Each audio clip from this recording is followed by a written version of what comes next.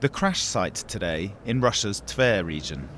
Investigators say they've recovered the bodies of all 10 people that were on board. The key question now, what caused the crash? Officials say they're examining a number of theories, including the possibility of external actions, leading to Mr. Prigozhin's jet to crash.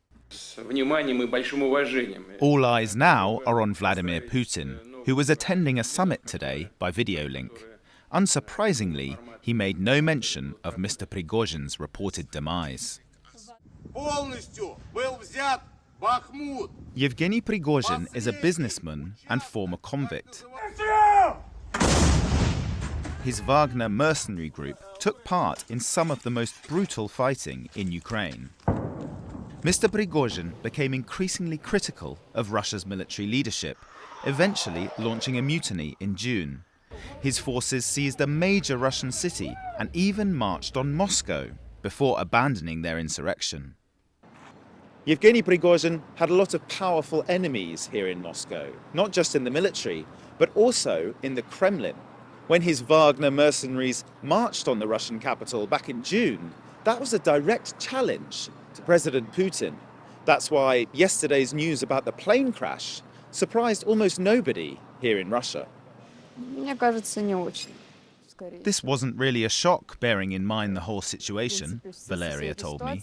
I almost expected something like this to happen. Alexander said, "It's quite right what happened. You can't go against the Russian leader.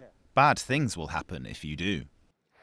Russian MP Maria Butina said those responsible for the plane crash would be held accountable. It's too early to give any precise comments because there is an investigation ongoing. I believe that there will be an investigation, and if there are people who are guilty in an accident, they will be punished by our law and punished strictly.